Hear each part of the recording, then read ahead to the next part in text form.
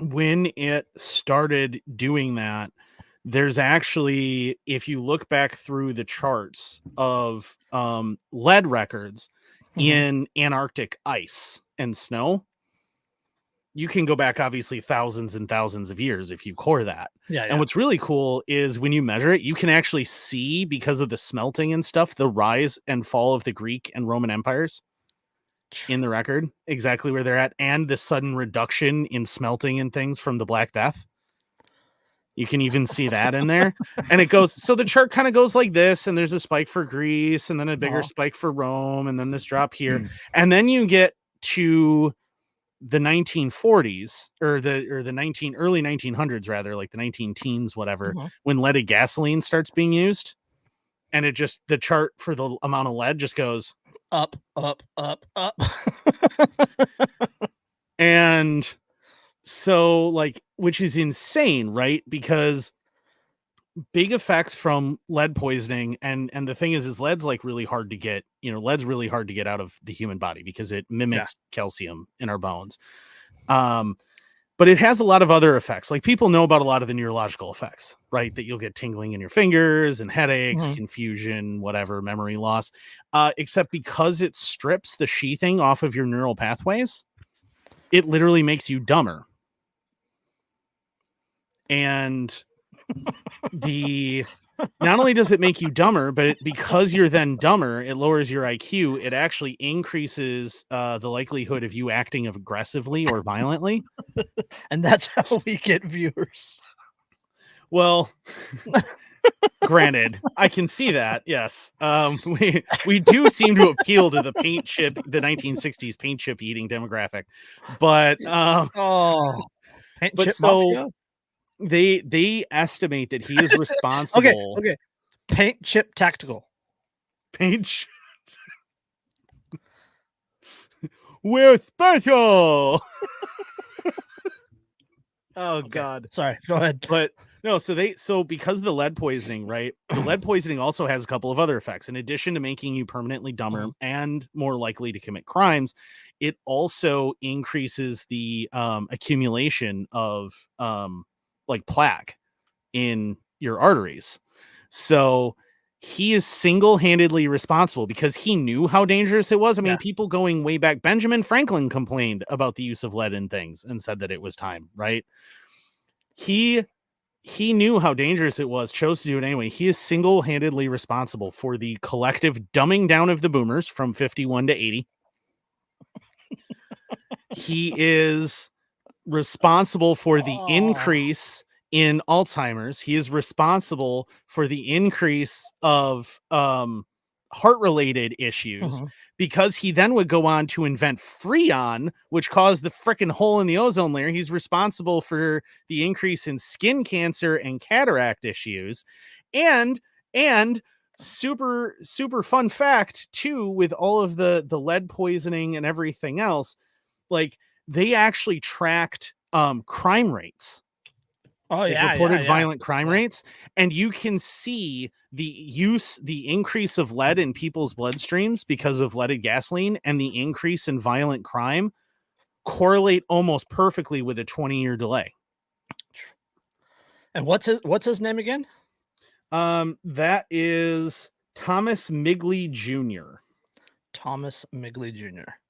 Yeah. And there's a historian who said he may be responsible single-handedly for more detriment to the world environment than any other living organism in all of world history. So when we go back in history, we have to get him, Hitler, and Woodrow Wilson. Yeah. Well, and the crazy thing is like, he even knew, right? He knew that ethyl alcohol would work just as well, but it wasn't going to be cheap enough.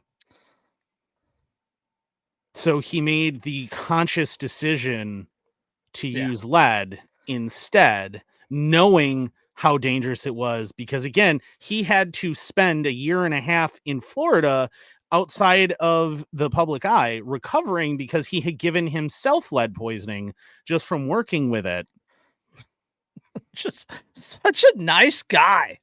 Yeah, and then Man. and then he invents Freon, which granted, okay, so the two refrigerants that were used before Freon, right, were methyl something and like a sulfur dioxide or something like that. So like one of them's really toxic, one of them's incredibly flammable.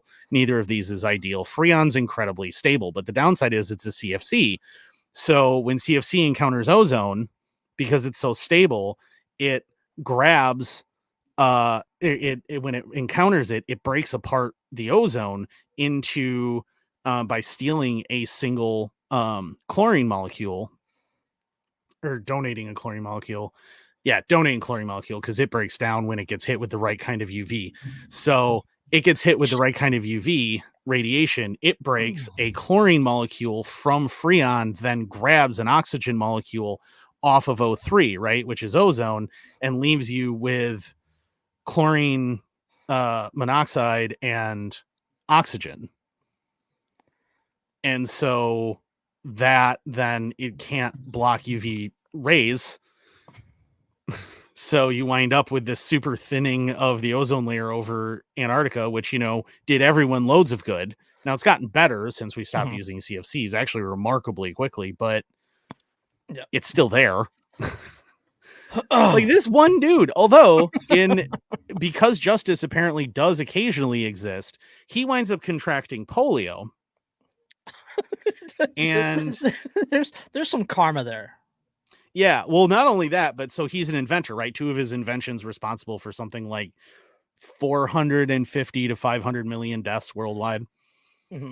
Still poisoning people because avgas still uses lead. So he comes up with this invention, this big elaborate contraption for his bed so that he can still get out of bed on his own, but it uses a bunch of like ropes and pulleys and stuff. And in 1944, he's home alone, goes to get out of bed, gets wrapped up in the ropes of his own invention, which then strangles him to death. That's, yeah. That's justice. Killed by one of his own inventions when his inventions are responsible for so much horrible crap. Hashtag nature's healing. Yeah. Well, the craziest thing was the violent crime stats, like where it's totally corollary. And you'd think, okay, well, that's America, though. There could be other factors, except that it's almost identical all over the world. I believe it. All over the world. And when, remember, in like what, 94 is, 94, 96 is when we banned leaded gasoline in the US, something like that. 90, I want to say 94.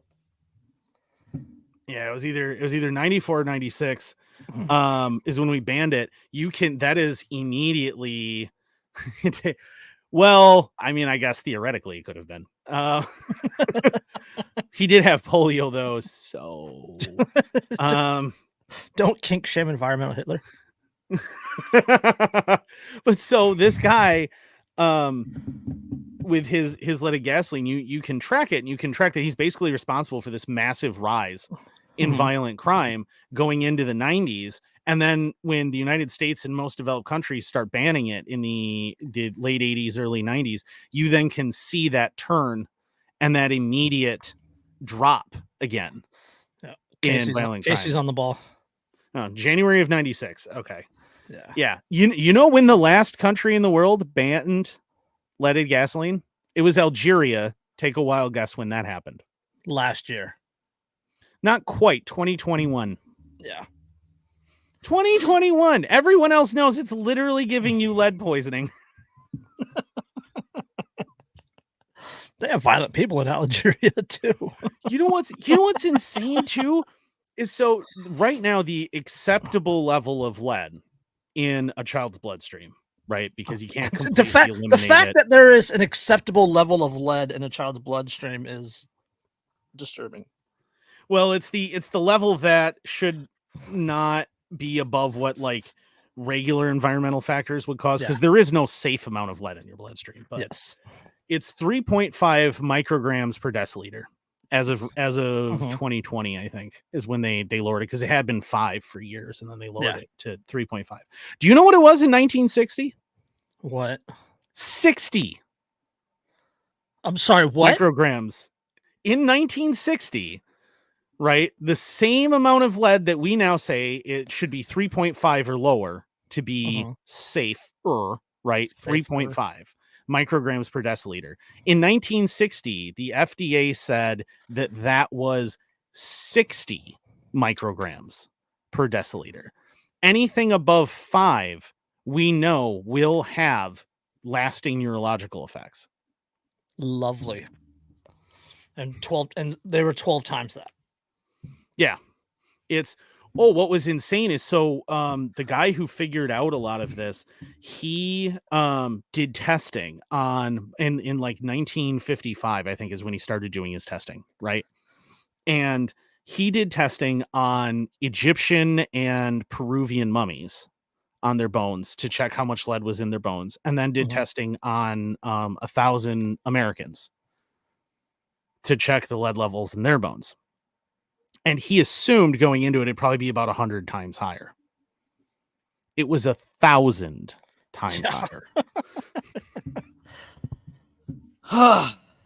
Yes. And the type of lead was absolutely the type that was being used in gasoline. Yeah. This guy is not. Holy shit, dude. Yeah. What was his name again? Thomas Migley Jr. He was Thomas he actually Jr. Yeah, he worked for Kettering, who is the guy who invented the electric starter. Fun fact, the electric starter was invented because the best friend of the guy who owned Cadillac got knocked in the head when he tried to help a woman start her car, and it killed him because the starter swung around because he didn't get out of the way in time. So that's fun. Yay.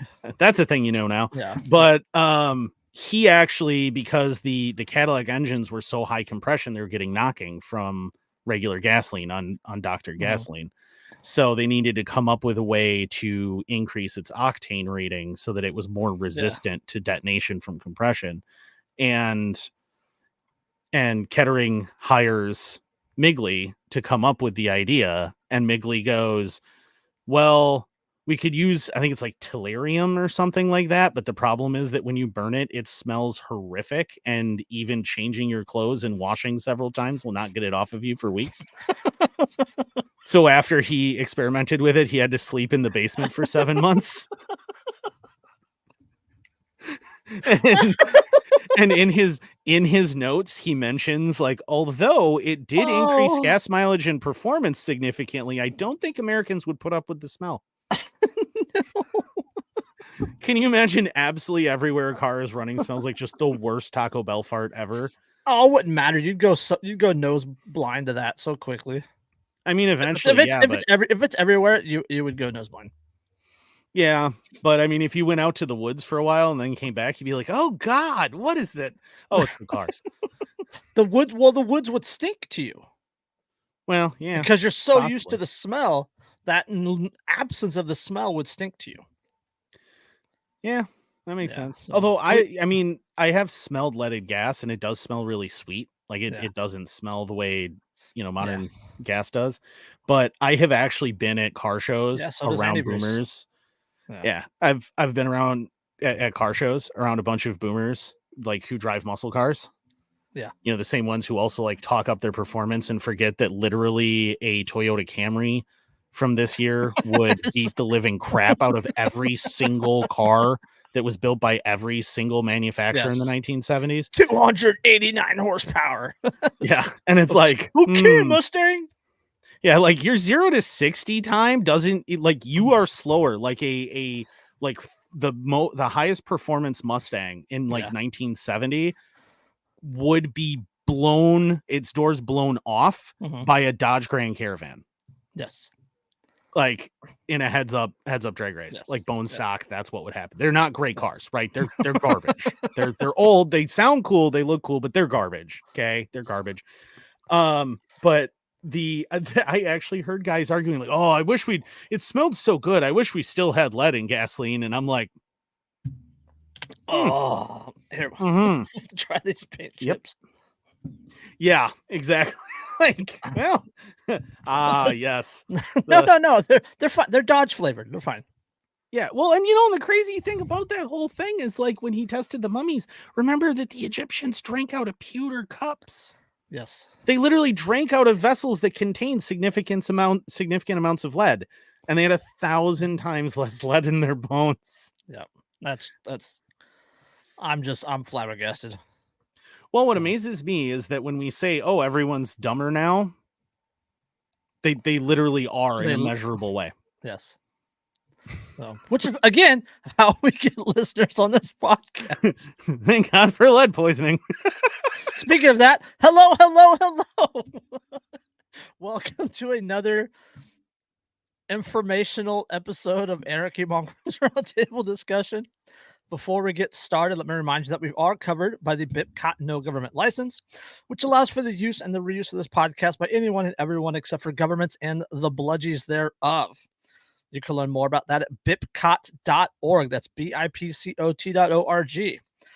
We're also covered by Brandenburg v. Ohio 1969, which ruled that the government cannot punish inflammatory speech unless that speech is, quote, directed to inciting or producing imminent lawless action and is likely to incite or produce such action.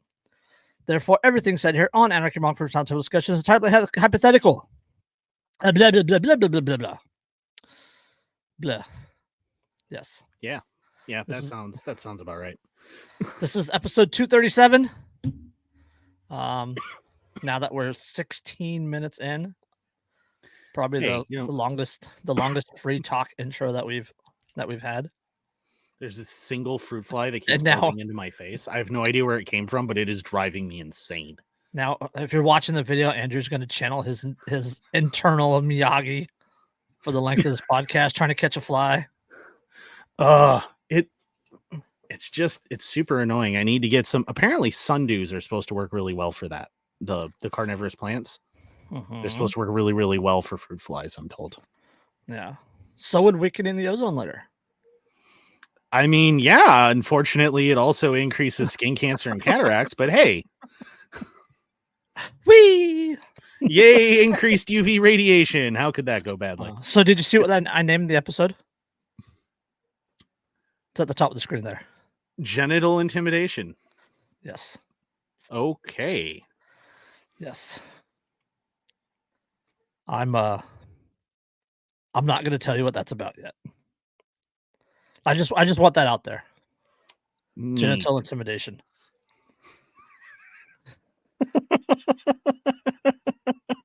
I'm just going to let that stew in the back of your head for a little bit. Fantastic.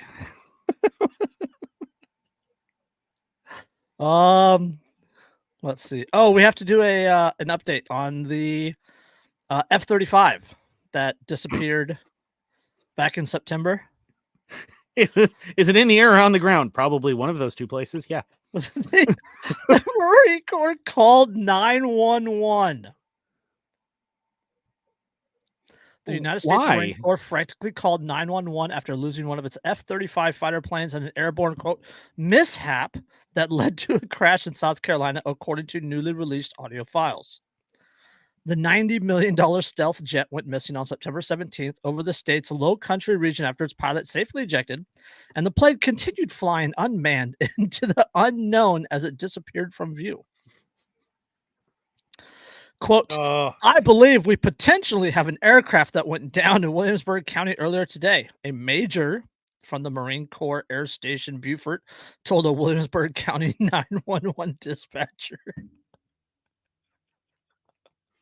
You knew it was either going to be, all right, it was either going to be like an E2 or it was going to have to be a member of the brass. Like, you knew that it had to be one of those two.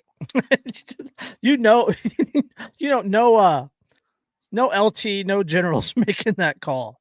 Oh, no, the generals are too intelligent. The LTs probably can't remember what the number is. The E4s have already started hiding. Oh yeah. E4 mafia's down in the workshops. They're gone. They're gone. The E4s and the generals are probably in the same place at that point, just trying to hide for responsibility. Quote, you believe you have an aircraft that went down to Williamsburg County? The befuddled dispatcher asked in response. That is correct, the major said. We are trying to look for it, and we are coming up dry so far. So you lose $1 billion aircraft. 90, lose track of it. 90 million. Okay, 90 million. So a billion, almost $100 million in research and all that. Yes. Yeah, but so you lose this aircraft in your home airspace, and your response is to immediately tell civilians about it. But wait. In the days after the crash, show further confusion in the emergency response, and when 911 dispatchers in South Carolina received a report from a resident who reported having a pilot on his property. Quote, "We got a pilot in the house, and I guess he landed in my backyard, and we're trying to see if you could get an ambulance to my house, please," the homeowner told the stunned dispatcher, who asked That at least what happened. That's a reasonable 911 call, at least there. Like, hey, this guy just had to eject from an aircraft and landed at my house. Like, he probably needs help. Yes. But we lost check. Hey, we just want to let you guys know that we don't know where one of our aircraft is, and we just thought that literally everyone in the county should be aware of that as of right now. Yeah, our stealth F-35. We can't track our stealth fighter. Oh, Andrew's got his Miyagi on. Oh, I think I got it. I don't know. We'll see in a minute. You want to call in Lindsay? Have her to do Danielson? Just reach out and get it on the first try? Walks in with chopsticks and walks right back out. Just stuns you. Just need a desk gecko. Oh, take care of that. But yeah, they called 911 because they lost their stealth plane. I mean, it makes sense that once, like, the fact that it didn't just crash is they did lose it, right? Because it is literally stealth. It's when all sorts of people are like, how do you lose an airplane? It's literally designed to be hard to find. That's why it's supposed to have a transponder that tells them where it is. It's hard to find for us. Yeah, it's hard to find for everybody. It's hard to find for absolutely everyone. It's why the F-22 is so terrifying, because and why it's literally the only piece of military hardware in United States history that an act of Congress forbid the military from selling to anyone else. Yeah. But like they're really hard to see, and if you weren't looking at it when the transponder went off because it malfunctioned, it's gone now. Like, you're not gonna find it, man. It's just who kind of knows where it is. It's somewhere. Is it in the sky or on the ground? Yeah. Yeah. Oh, Casey asked about animal control and furries. We have that article, but that's not what the title of the episode has to do with. Oh God, furries. Yes. Why does it have to be furries? Okay, we'll talk about that one too now, I guess. Oh God. Did you read that article? I didn't. I see furries and I intentionally don't read things, so. Oklahoma lawmaker wants animal control to take furries from public schools. Send them to the pound. That would be great. A student behaving like a silly goose in Oklahoma could soon be hauled out of class by animal control. State Representative Justin Humphrey introduced a bill on Tuesday that would ban furries from public schools across the state and allow animal control to round up those who defy the proposed law. Quote, students who purport to be imaginary animal or animal species or who engage in anthropomorphic behavior, commonly referred to as furries at school, shall not be allowed to participate in school curriculum or activities, House Bill 3084 states. The legislation would require parents or guardians to pick up their child from school. Otherwise, quote, animal control services shall be contacted to remove the student, the bill states. I can only get behind this if it is mandatory they be taken to a kill shelter. Or spayed and neutered. No. But this is the same guy who previously proposed creating a Bigfoot hunting season. I mean, so I'm 50-50 on him. The thing is, though, is like, obviously this will never pass constitutional muster, right? Tinker v. Des Moines 1969 is going to interfere with this on a First Amendment ground. You're not able to do this. On top of that, cruel and unusual punishment and all sorts of other things start coming into play here. But it is funny. I mean, hilarious. Yes. Purely as a meme bill, it's great. Yes. Like it is on the level of Vermin saying that he's going to give everyone a pony. a pony-based economy. Yes. It's not just give people a pony. He wants a pony-based economy. I mean, that would prevent inflation. Mm-hmm. So there's that. But I mean, I just hate furries so much. I am down with, like I said, it's only if you take it to a kill shelter and like it's an immediate put down for the stray furries. Wait. This is a quote from him. Quote, if they're gonna be animals, let's send them to the pound. Let's send them home. How do you teach a cat math? All right, I kind of like this guy. Well, if you're an animal, then there's no point in teaching you because you don't have the mental capacity to learn, I'm afraid. However, you kind of can probably teach a cat math, but I mean, we know dogs have a concept of object permanence. And cats are, sadly, I hate to admit it, but generally more intelligent than dogs. Yes, Casey, he has a point. He has a point. I mean, he does. It's hard to argue. I mean, like I again, on constitutional grounds, I can argue with that and say, well, but they're like on the same one as that guy on Twitter or whatever who had played Superman, who said something about to those two trans individuals that, like, I believe that neither of you are women or something, and they said, well, you were never Superman, and he goes, correct, I pretended. Yes, Dean Cain. Yeah, that was freaking awesome, first of all. Second of all, this is that same kind of thing. Like, no, call their freaking bluff and be like, all right, you're an animal, cool, well, we're gonna treat you like an animal then, and we're gonna lock you in a tiny little cage. There's your bowl.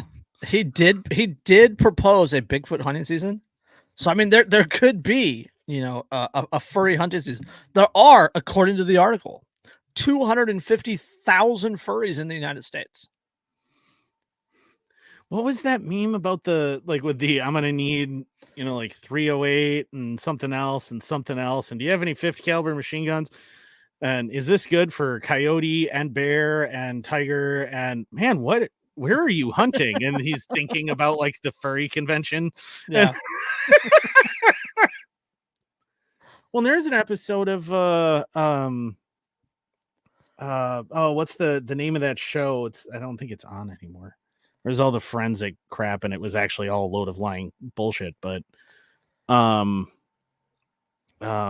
not NCIS, CSI. That's what I'm looking for. CSI. There's an episode of CSI where that guy, like, with the glaucoma or whatever, shot the furry that was puking on the side of the road and thought he killed the biggest coyote he'd ever seen. Justified. Yeah, and I'm like, I wouldn't even like worry about it at that point. Like, oh no, that's fair. Justified. I mean, we could tie it into the Bigfoot hunting season and just call them all cryptids, right? Because you're not going to find cats and dogs that big, right? Wolves that big, pandas, you know, that are that athletic. So we can just call them all cryptids. Yeah, I think that works. You're also not going to find like blue foxes and that's true. Green other whatever they are. I don't know. I love that video where there's like a bunch of furries walking by and that little girl like walks out like, oh yay, it's like, you know, cartoon character kind of thing, and the mom's like, no. I'm just if there's a Wendigo furry out there, it's gonna get so confusing. I have seen a Wendigo costume. I was actually looking at it for Halloween. It's a full-on Wendigo costume, and I kind of want it. Just show up at a furry convention and eat them all. Wendusi. Just show up and eat them all. And you're like, what? It's my first Sona. I'm a Wendigo. What do you want? Oh. Blah, blah, blah, blah, blah. Okay. Damn it. I only have the one funny one left now. All the rest of them are kind of serious. Well, you're going to have to save that one to end on, I think. Yeah, that's the one about genital intimidation. Oh, boy. That one's gonna be fun. Anyway. Let's go to we can talk about your favorite people, the FBI. Undercover FBI agents help autistic teen plan to join ISIS.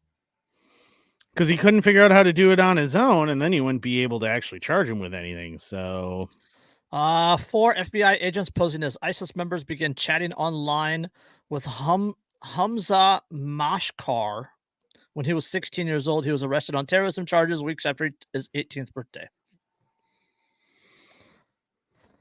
Isn't it interesting that they waited until he was 18 to be absolutely sure that they could charge him with the maximum to try and continue to justify their existence? Exactly the same way that the DEA did with marijuana. But, that's a story for another time. There's so many lines in here that you're just going to erupt on. I know you're going to erupt on. Oh, joy. Hamza Mashkor, Mashkoor. Yeah, probably Mashkor. Mashkor. So Hamza Mashkor. Or Mashkur, maybe? I don't know. Mashkor.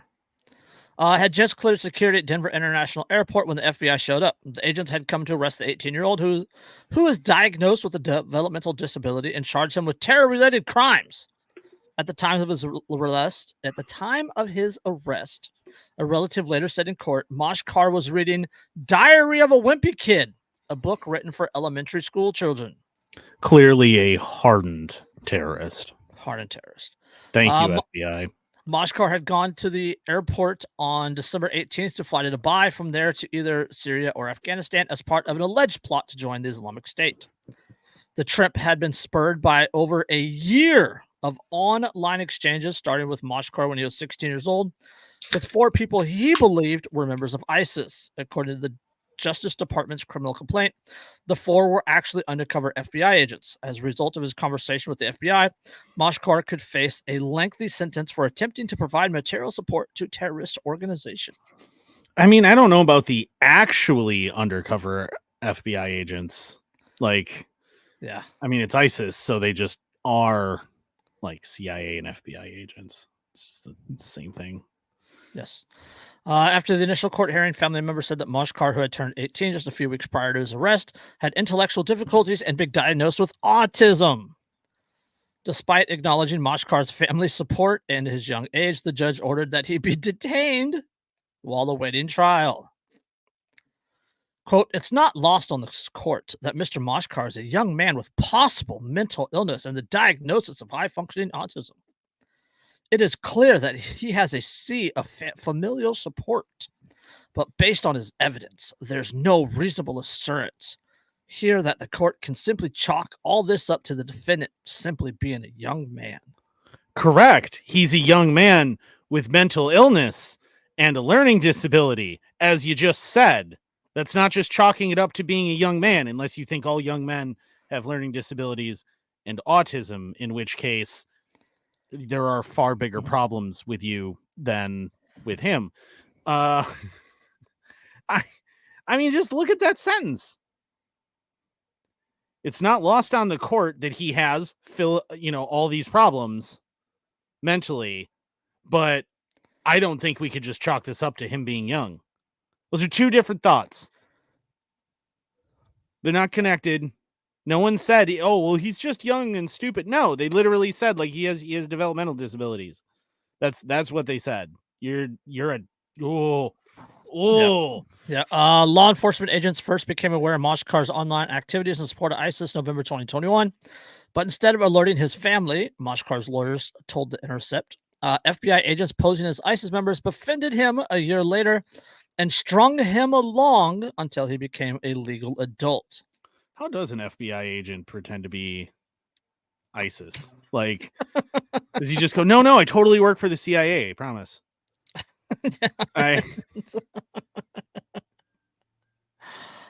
Quote, "It is appalling that the government never once reached out to his parents, even while they were sending undercover agents to befriend him online starting when he was 16 years old.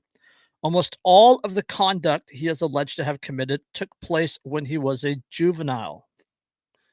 Which would be, if you're keeping score, really unethical, if not actually downright illegal. Yes. Oh. This is not the first time. Or the second, or the third. Or the second, or the third, or the fourth. Yeah. Yeah. Moshkar first came to the authorities' radar for social media posts around the time of his 16th birthday. According to the complaint, Moshkar began posting in support of terrorism in November 2021, and a platform he used alerted the FBI to suspicious activity. So he was known. In July 2022, local police were called to Moshkar's home after he allegedly assaulted a family member during a dispute. At the time, according to court filings, a relative told police about Moshkar's mental illness and autism diagnosis. 2 months later, he began communicating with an undercover FBI agent posing as a member of ISIS. Definitely unrelated to them becoming aware that he had autism and mental illness, because it's not like the FBI would look specifically for people who are teenagers who are disaffected and have existing mental illness to manipulate or anything. Yes. Yeah, like Sahar Aziz, that paragraph above. This case appears consistent with the common fact patterns seen in tens, if not hundreds, of terrorism-related cases in which the FBI has effectively manufactured terrorist prosecutions. In this case, it was a 16-year-old kid who otherwise would have just sat in his relative's basement, posting offensive content in a manner similar to white supremacists or Proud Boys, people whom the FBI does not spend enormous resources to entrap just so they can get a high-profile press release. Well, that's because the Proud Boys are the FBI. But hold on. This gets better. The agent eventually introduced Moshkar to 3 other FBI agents impersonating ISIS members. With their encouragement,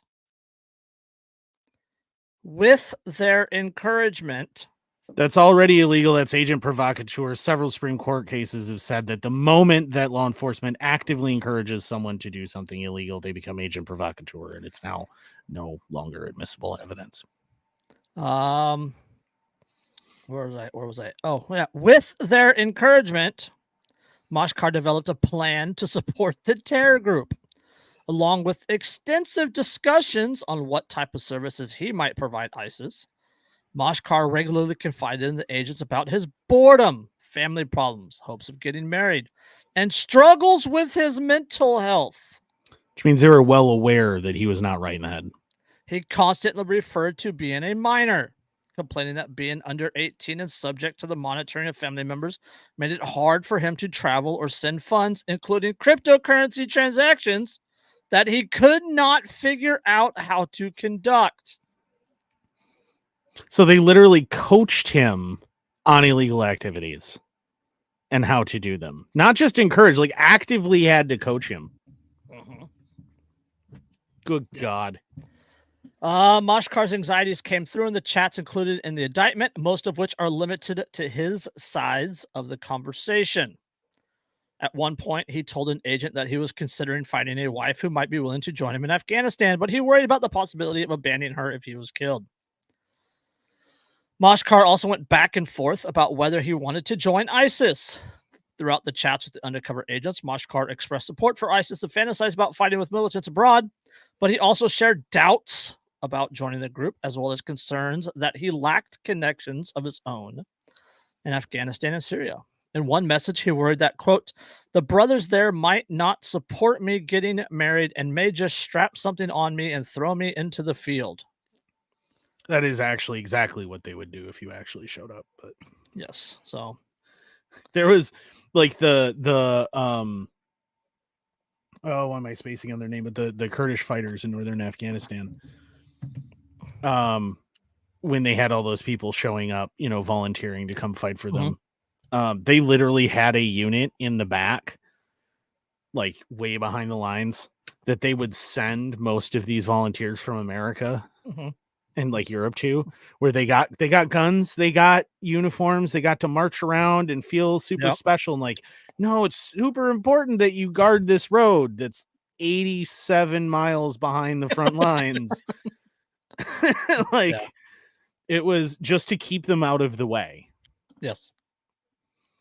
I mean, and that's that. And ISIS, yeah, if he had ever actually shown up, like if these guys actually were ISIS, that's exactly what they would have done. Is they would have given him they would have been like, okay, you take bomb, right, and you put it backpack, and then you get on bus and you blow yourself up. Just drive toward the checkpoint.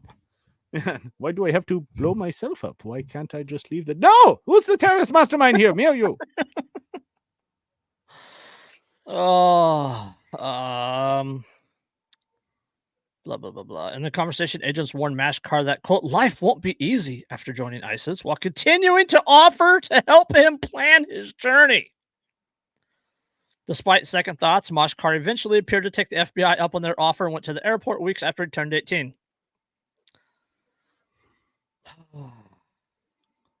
Yes. He literally, based on what he told them, he was suicidal. Yeah. Like he was hoping he was going to die. Yep. He said, staying here even another second is torture, and I've only been putting up an act to please those around me. But what will it any of it matter once I'm 18 and gone? He's literally suicidal. Yes. And hoping he's going to die when he goes there. Like that's how mentally unwell this guy is. Suicidal, depressed, autistic, other behavioral issues if he's, attacking his family members. And the FBI's like, hey, you want to join ISIS? We'll help you plan your trip. That's like the when in Southern California when they got that 17-year-old Down syndrome kid to sell pot for them for the DEA. Like to the point that they let the kid get a tattoo from an undercover DEA agent in order to solidify his spot in their gang. Yeah, they're just bullies being bullies. I mean, that's what's going on. And they're using their bullying to justify their very existence, because otherwise, if they didn't do shit like this, people would realize that they've never actually caught any actual real terrorists. Mm-hmm. They've never stopped anything. They've never done anything worthwhile. Since the days of Herbert Hoover using the FBI as his own personal army, they have been a corrupt organization. Yeah. You know, Herbert Hoover once had the FBI like gadget squad make him a trap that was supposed to rip in half a raccoon that kept coming onto his porch. And instead his neighbor's cat got into it. Yeah, lovely. And then he used FBI funds to pay them off. So literally since their very inception, the FBI has been corrupt as hell. Yeah. Mashkar went back and forth whether he wanted to join ISIS. Throughout the chats with the undercover agents, Mashkar expressed support for ISIS, fantasized about fighting. But he also shared doubts about joining the group, as well as concerns that he lacked connection, blah, blah, blah. He suggested at one point instead just get a job and finish high school. In early December, which is right about his 18th birthday, Mashkar failed to show up for a flight that he had booked to Dubai. It's unclear whether his apprehension played a role. He told FBI agents that he had come down with COVID. The lawyer says, quote, this whole case demonstrates the low level of maturity and social skills often found in people who suffer from autism. He is fantasizing and making up plans to go to Afghanistan that he could not possibly realize on his own. Could not possibly realize on his own. Yeah, he couldn't have done any of this on his own. It never would have occurred to him on his own. None of this would have happened without the FBI actively encouraging him to do it, which means that it's completely agent provocateur. And I love what Aziz also says about this. He said it's clearly a waste of government resources. If there was a serious terrorist threat in America, the FBI would not be spending its time entrapping mentally ill minors. Yeah, read that next one. The family member who went with Mashkar to the Denver airport the day he was arrested had been unaware of his plans, according to court documents, and did not know why he was leaving the country. In one of his final conversations with an FBI agent, Mashkar had worried about his upcoming trip and the toll it would have on his family. He asked the agent whether it would be permissible to leave behind a message for them. As he told another agent, he had tried, quote, to think of something to say to his father, but whenever he tried to convey that he was leaving for good, his, quote, throat clenches and nothing comes out. My family know I am leaving, but don't know why, and they are very sad, and it's been having a toll on my mental health, Mashcore told the agents. I don't know how to properly say my final goodbyes to them or how to convey the reason why I left without compromising myself. Yay. FBI stopped a domestic terror, or I guess not a domestic terrorist, huh? Yeah. Global war on terror. Well, and I mean, even like, and this is from The Intercept, and if you even look at the related articles, you have 18-year-old arrested on terrorism charges is mentally ill, quote, like a child. The FBI groomed a 16-year-old with brain development issues to become a terrorist. After his mother asked for help, FBI terrorism sting targets mentally ill teen. 1 teen and 3 FBI operatives. Was the government behind a 17-year-old's terror plot in Texas? Oh, look at that. Oh, goodness. Because they have to try and come up with a way to justify their existence. And it's exactly the same thing, right? Remember, the founder of the DEA straight up said that after the end of Prohibition, where they didn't have booze anymore to blame for all of society's ills and go after, they had to come up with a reason for them to still have all these agents and still be doing this stuff. So they made up lies that they knew were lies about how marijuana is going to make them dark-skinned folks start dancing with white women. Yeah. And they made up things that they knew to be untrue and then propagated those so that they could justify their existence. Like, that's the only reason why marijuana was ever a Schedule 1 controlled substance, was because they needed something that they knew that was going to be almost impossible to stop, to be the main big boogeyman for them to go after. You ever hear that they spelled that in the court documents?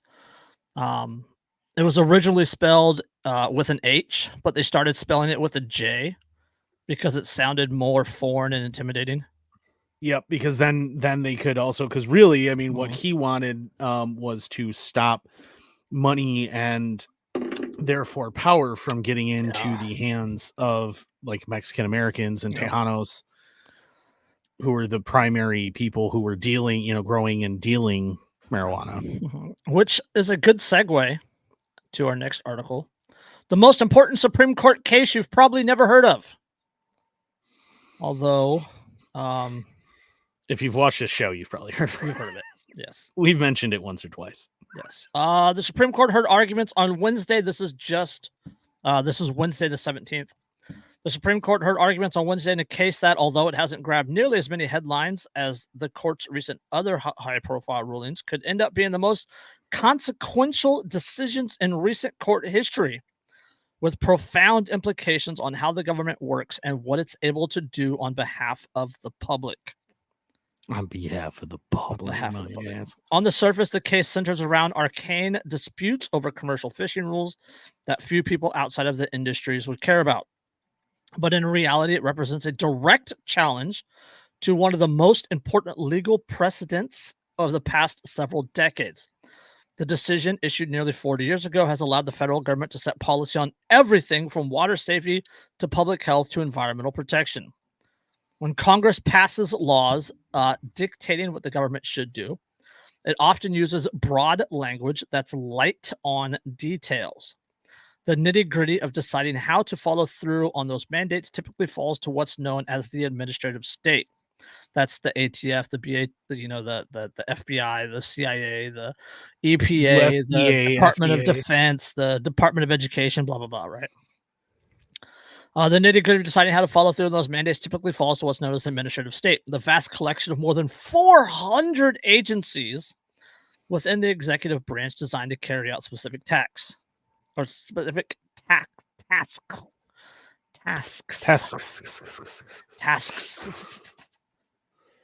The Clean Air Act, for example, directs the government to, quote, protect and enhance the quality of the nation's air resources. It's up to the Environmental Protection Agency to decide how to, quote, protect or, quote, enhance air quality by choosing things like which pollutants should be banned, how much certain toxins can be released into the air, and how to spend federal dollars allocated for clean air. Inevitably, the arrangement brings up debates about how much power the agencies should have to do things that aren't explicitly stated in the law. To help settle the problem, Supreme Court in 1984 established what is called the Chevron Doctrine in a case brought by the multi-agency or the multinational energy company. The most disastrous single Supreme Court case in the history of the United States. Yes. Okay. The Chevron Doctrine states that whenever there's uncertainty about the scope of an agency's power, the courts should defer to the authority of the government's experts as long as they're acting, quote, reasonably. I'll read that again. The Chevron Doctrine states that whenever there's uncertainty about the scope of an agency's power, the courts should defer to the authority of the government's experts as long as they're acting, quote, reasonably. But it leaves it up to basically itself, right, to the courts to decide what's reasonable and what's not. I mean, it's still up to the government to decide. This essentially opens a door hold on. Give me the two dictatorship of the bureaucracy. Yeah, give me 2 paragraphs. Chevron is believed to be the single most cited case in American administrative law. It has been referenced more than 17,000 federal court rulings alone. Among many other things, it has served as a legal basis for federal climate policy, workplace safety rules, COVID-19 vaccine mandates, and a variety of immigration rules. In essence, if the government is doing anything that's not explicitly written out in the law, it is able to do it because of Chevron. Yeah, so essentially, and Chevron, the irony is that particular case really was not meant to do what it wound up doing, but no. Essentially Chevron says that if the law does not specifically... We're talking Chevron deference, not Chevron the company. Chevron deference. Yeah. Right. So essentially what that decision says is that if a law does not explicitly say, like, define a thing, that it is then up to the agency tasked with the enforcement of that thing, of that law, to define that thing, as long as its definition is reasonable and prudent. Yeah, according to the government experts. Right. So for instance, like, if the law just says, well, make, in their example, make, the water cleaner. Yeah. And, by not allowing certain things, whatever, as long as that law does not specify these are the actions which are illegal, it is left under Chevron deference to the enforcement agency to decide what falls under forbidden acts. Yeah. Under that law. Or, for instance, when it comes to the ATF, the bump stocks and the FRT and the pistol braces and and that's the irony, is that when it comes to the ATF, right, if the law just says that guns with an overall length under whatever length are not allowed unless registered, the determination of how you figure out that length, because it wasn't spelled out in the law in that instance, would be up to the ATF. Now, what the ATF has done, and why we all look forward to the destruction of Chevron, is that the laws that the ATF is enforcing do define things explicitly. They spell out things very, very clearly, and the ATF has just cast a broader and broader net to what is defined underneath that stuff. Because bump stocks should never have been a thing the ATF was legally allowed to regulate. Yes. FRTs, the ATF should not be allowed to regulate. Technically, under the law and the legal definition, an AR-15 does not, in fact, have a receiver and therefore has no serialized part. Because the lower of the AR does not contain all the parts required and neither does under the law to count as a serialized part. Yep, and neither does the upper. The upper is missing the trigger and hammer assembly. The lower is missing the barrel and bolt assembly. And technically, they need to be in one part under the definition of the law. And that's why, as we've mentioned on the show before, that is why every time somebody has gotten charged with a gun crime involving an AR and has then challenged it, the charges the ATF, the ATF just drops the charges because they know they can't win. And not only will they not win, but once they lose, they will lose in a way that will make their entire agency basically unable to operate. Oh, God, you're making me hard. It is a lovely thing to consider. Oh, yes, it is. Yes, fuck you, no. Yes. And FPC is salivating over this case right now. And like, oh, I have 5 or 6 amicus briefs already written, already ready to go for this. Yes. Democrats and liberal legal experts have issued dire warnings about what could happen if Chevron doctrine is eliminated. They argue it will dramatically limit the government's ability to respond to a host of biggest problems facing the country, including climate change, inequality, and current and future health crises. I'm going to go out a limb and assume that most of our audience is probably going, oh, God, I hope so. I hope so. Others make the case that ending Chevron will mean that unelected judges, not experts, who have the power to set sweeping rules on fundamentally important issues they barely understand. You just described every politician. Every politician. I also want to point out the case that ending Chevron will mean that unelected judges and not experts will have the power to set sweeping rules on fundamentally important issues they barely understand. Here's the thing, okay? In order for cases to get to judges, there needs to be a law that creates the case, which means that you're not worried that unelected judges are going to make laws. It's that you know that Congress will not act the way that you want them to and pass actual laws. Yes. And it will never get in front of judges.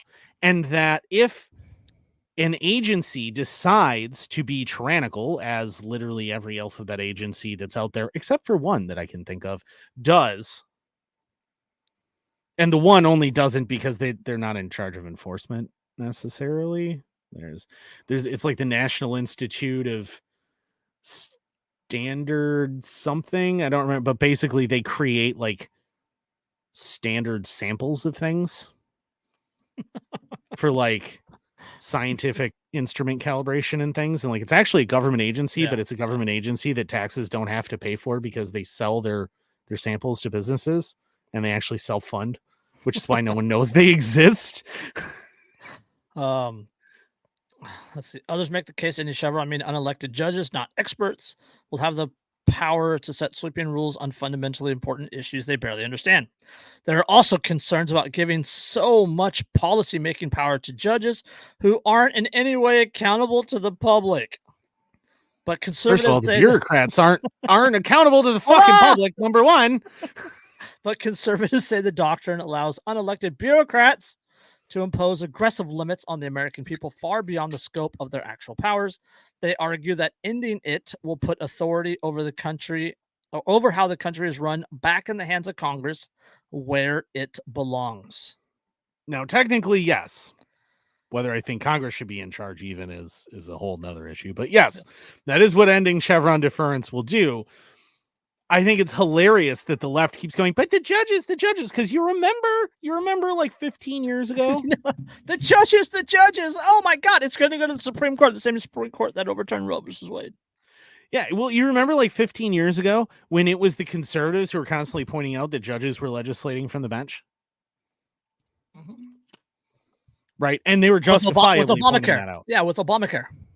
Well, not just Obama, like tons of things. I mean, it was tons and tons and tons of things, right? That they were legislating from the bench. And the whole reason why Roe v. Wade was overturned was because it wasn't overturned because, oh no, they made a declaration that babies are people. It was overturned because they said, no, that was legislation from the bench. They don't have the power to do that. Yep. Literally, that's what they said, is we didn't have the authority to rule on that in the first place.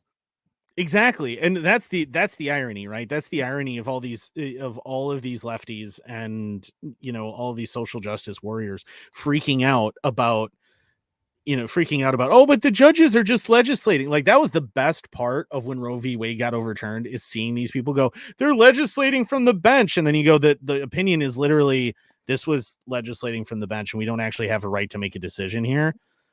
It's up to legislatures to make that decision. And they're freaking out because, but you made a law. No, they literally didn't.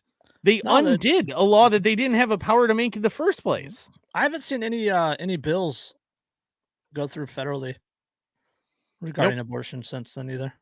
Nope, no one will even bring it up because the judges said, of the Supreme Court said, really, it should be up to the states. That's something that should really be up to the states. And so the states made decisions, and some states made the decision to change their laws, and an awful lot of states didn't. Yes. Wisconsin among them. Its law against abortion has been in place since the 1880s. So when the state was only 40 years old. Yeah. You want to read some of these perspectives? Oh God, perspectives. If Chevron is eliminated, the government's power to do just about anything will be weakened. Quote. Yeah. Oh, stop. I can only be so wrecked. Oh God. Here's the bottom line. Without Chevron deference, it'll make me dirty my raccoon season. It'll be open season on each and every regulation, with underinformed courts playing pretend scientist, economist, and policymaker all at once. Oh, because the fucking federal government is just populated by the very well-informed? Tell me real quick, Jason, you probably know the answer to this. What's the most common previous employment for senators and various congressmen? It's either lawyers or lobbyists. Oh, look at that. Okay, so it's all lawyers. So I'm noticing a lack of scientists, economists. I'm noticing that the policymakers don't seem to know what the hell's going on. What's that line about people work for the government because they can't get a real job in the private sector? Yeah, basically. Yeah. Let's see. Courts need to have the ability to stop executive power grabs. They still fucking do. But anyway, judicial review is the essential check on executive overreach. Yet Chevron put a brick on the scale by committing the courts to favor the government's positions. It's all too easy for courts, when faced with difficult or contentious interpretive questions, to wave the ambiguity flag and defer. Yes. I concur. That's from the Wall Street Journal. That is a fantastic quote from the Wall Street Journal. Yeah. Matt Ford from the New Republic: scrapping the doctrine long ago of the conservative legal movement would make it far easier for the courts to block and overturn federal regulations, anything from the Clean Air Act restrictions to food safety requirements to workplace health mandates. Straight to the, but who will protect our food? I'm already in support of it. You don't need to sell me on it. Hey, there's a farmer in Pennsylvania right now who is just salivating that happens. Yes, he is. And TikTok is awash in support for him, which does give me a little bit of hope. Reason.com said, while big businesses might welcome the doctrine's demise, so should anyone who cares about due process, the rule of law, and independent judiciary, which are especially important in protecting the little guy from overwhelming executive power. Yes. Yep. And then it's a whole bunch of lefties that are like, but we need big government. Yeah. Yes. The Chevron deference is key to efficient government regulation, which is why I support its destruction. So yeah.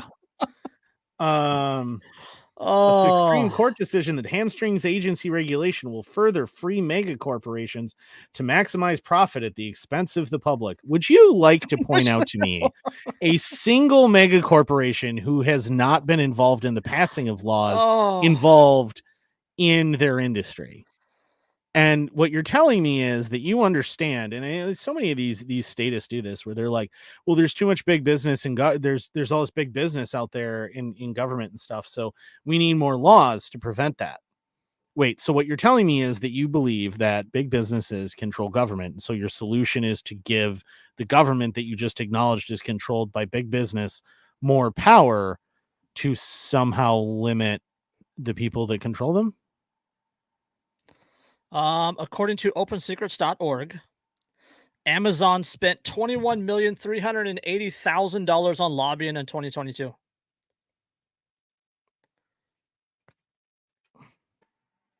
Gosh, it's almost like big businesses are in control of government. Yes.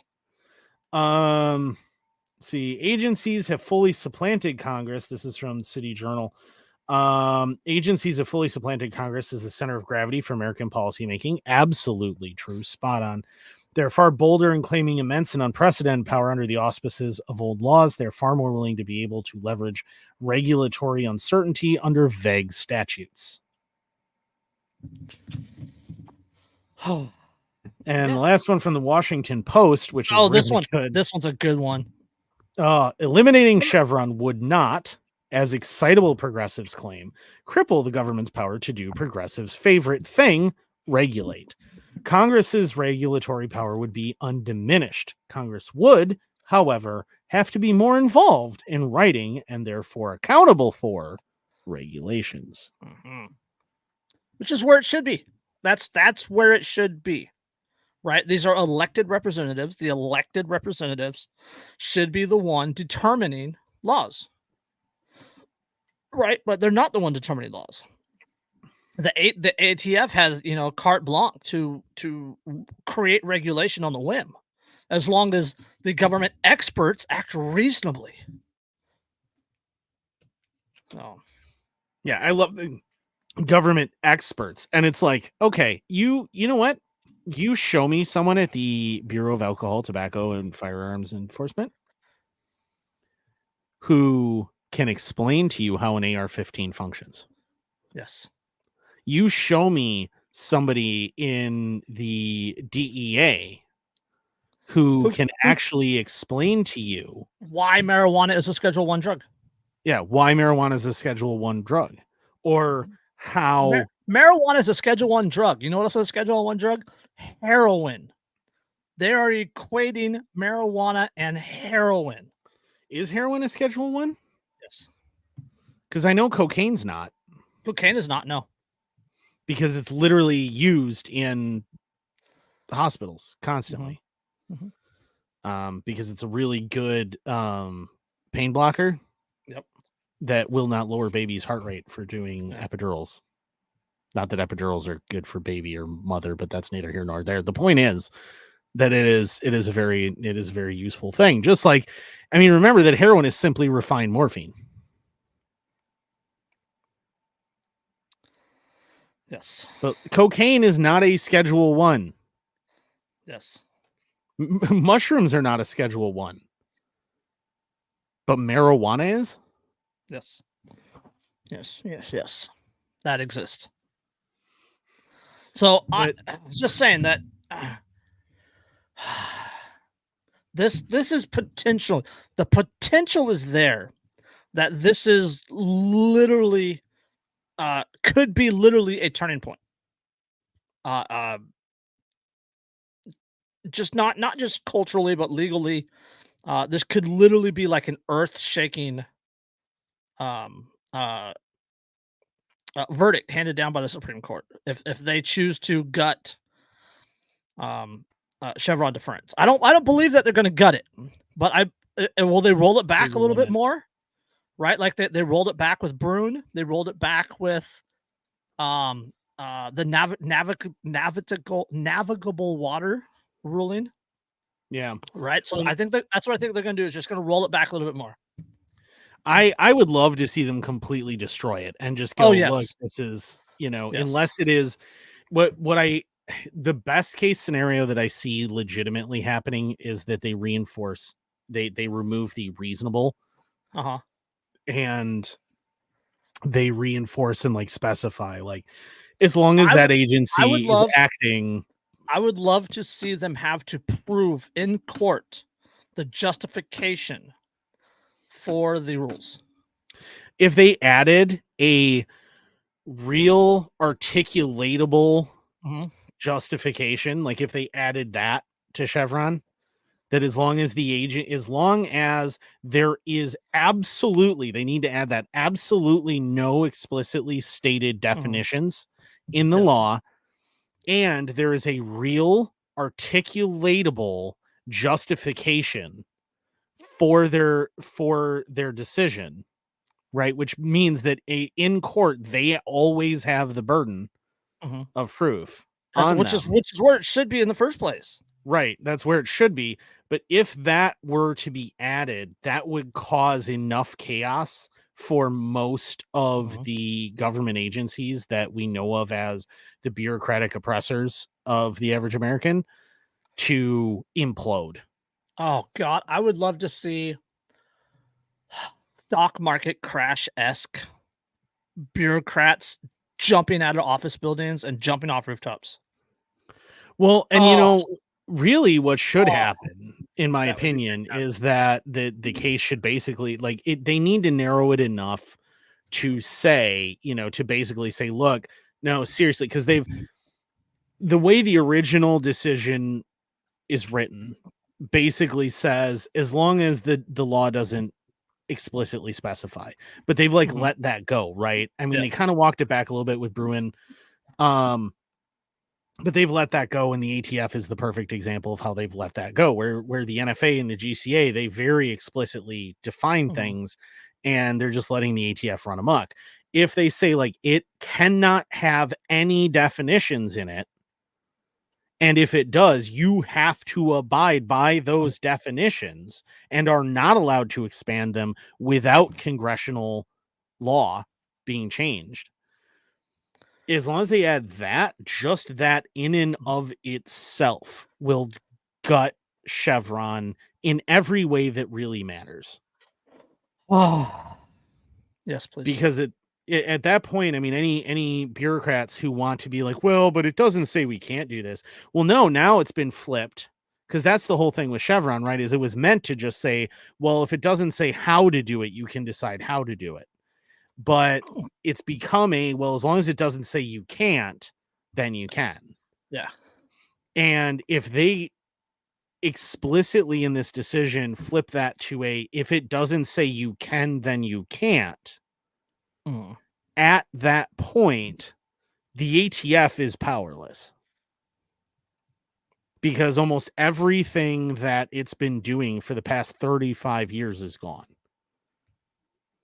And Yes, the please. USDA loses a ton of power. The FDA loses a ton of power. Yes, please. The IRS loses a ton of power. Oh my god, The okay, I got an IRS thing, and just I'll wait for you to finish, though. but like all of these agencies lose their power. The all of these like the DNR, Fish and Game, those guys, they all lose a shit ton of power. Oh my god. There's Fucking they lose, twig picks. yeah, they lose so much ability to do stuff because the BLM is basically frozen, Mm. because the BLM now has to abide by the last law that really was passed that had anything to do with them, which was in the 1880s.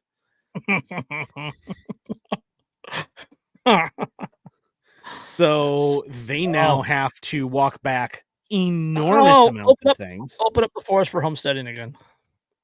It changes so much. It changes so much, and that needs to be what Mhm. happens. We need to see that occur, because once that occurs, the tyranny of the bureaucracy becomes much more difficult for the bureaucracy. And I guarantee you that if that happens, what you're going to see is an awful lot of leftist politicians show their true colors, because Mhm. now they can't pass a bill with lukewarm language and then go, Yep. well, I know that the agency is going to do what I want it to do. Mhm. Now they have to spell out everything, which means that they have to be super blatant about it, which means that the politicians who don't agree with them are suddenly going to be able to just point out to everybody, well, look at the language of this. Look at what they said they want to do. Look at what they want to ban. And it also it would have a huge effect on lobbying, right? It would either ramp up incredibly, right, where they're literally buying legislation through Congress, or it would absolutely completely neuter the power of lobbying, because it would have to specify specifically in bills that get passed, instead of being, having ambiguous language and having the regular or the administrative state, deciding what the bill really means. Yeah, exactly. At that point, you actually have to spell it out. You have to use language that is specific enough, right? Like Yeah. all of this sudden, because like I don't know if a lot of people realize this, but laws generally have more ambiguous language Mhm. than contracts. They're Yeah, allowed they're to written be by murkier. lawyers. They're written by lawyers. Yeah. And they're allowed to be murkier. Federal laws are allowed to be murkier than Yep. contracts. Yep. So, but on that note, the IRS, you mentioned IRS. We talked about it before about the Inflation Act that Biden passed, that Biden signed, right? Gave $80 billion to the IRS over 10 years. And then there was a budget deal and they pulled that back by 20. So $60 billion to the IRS over 10 years. So about $6 billion a year. And the whole thing was they were going to go after the super rich tax dodgers, right? The IRS is bragging that in the last year they brought in 520 million. It only cost us $6 billion to bring in an additional $500 million. 520, yeah. Like if that was said on an ROI. episode of The Office, Yeah. right? If that was said on an episode of The Office, everyone would laugh hysterically. Yes. Right? Like, oh, hey, we made an additional 500 grand. Dwight, you spent $6 million, but we made another 500 grand. And Yes. everyone would laugh, right? Yes. Everyone would laugh at that and be like, he clearly can't do math. This is ridiculous. But when it's the government, everyone's like, yay! It's so freaking stupid. It's so stupid. All right. You know, go ahead. One more.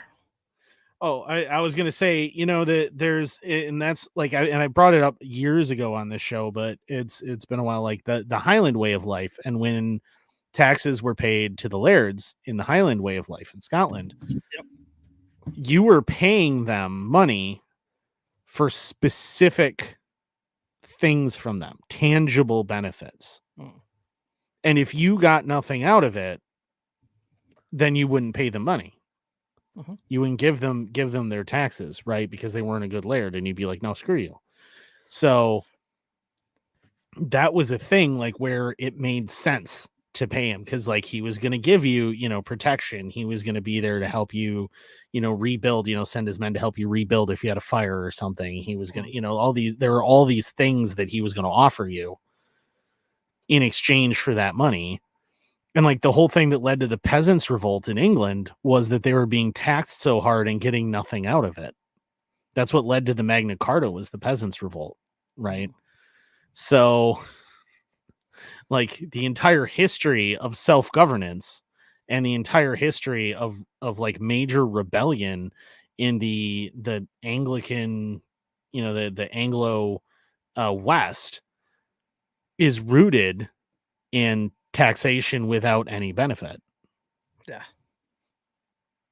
Which Can you say you're getting any benefit out of your taxes? No. No, my road out front is terrible. Yeah. No. They put speed bumps up the street though.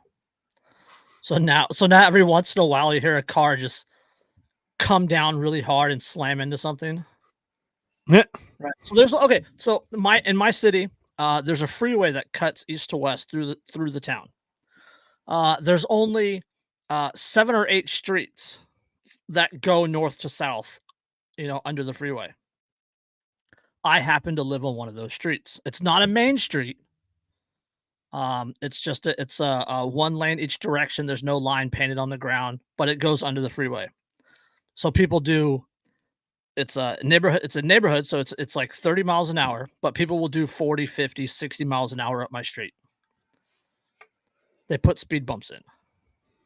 It's fucking hilarious. Bang! Whoops. Yeah. Hey, yeah. There's a guy. I think he's on. It's not okay. It's not really a speed bump. It says hump. Yeah. It is massive. Yeah, there's a guy on TikTok where they did the same thing where the road itself just has this really big hill in it. Like the ridge. Prius. Well, he does like there's tons of them that he films like just bottoming out and throwing sparks and losing their oil pans and they're sailing down this road and it's like down the street from a school. Like this is a school zone. There could potentially be kids there, everything else. We have a school up the street. Yeah, and like these people are doing like 50, 60 miles an hour and then slamming into this and destroying their cars. Yes. And it is utterly hysterical. It's fantastic to watch that happen. Yes. Okay, let's do this one to anger Andrew again, and then we'll do the funny one. Aurora woman says her effort to feed people in need has racked up thousands in fines. Aurora, Colorado, an Aurora woman who started a nonprofit food bank and donation center out of her garage for people in need says she now faces thousands of dollars in fines after receiving multiple citations from the city of Aurora. Quote, Swing by Street Supply is a mutual aid nonprofit that we started in the middle of the pandemic when we realized that our neighborhood didn't have the resources that were available in other neighborhoods and that we were one of the lowest income zip codes in the Denver metro area. So we decided to do something about it. What's that? Manage, M-A-N-I-G-E, Manage. I don't know. Is that Manege Blackburn Giles. I have no idea. So Blackburn Giles, Swing by Street Supply Executive Director. She said the nonprofit provides non-perishable food items, clothing, diapers, and other items. Quote, when we had a 24-hour pantry, we were serving anybody that came by in the middle of the night. So we did hear from people who were unhoused that they kind of knew that our pantry was here and that they could come by and get food and things like that. We actually called the city. We were applying for a city beautification grant with the city of Aurora, and we had a plan with our ward representative. And we were advised to call zoning and enforcement to make sure that our plan was in alignment with zoning. And that's actually what brought the city, that's actually what brought what we're here doing to the city's knowledge.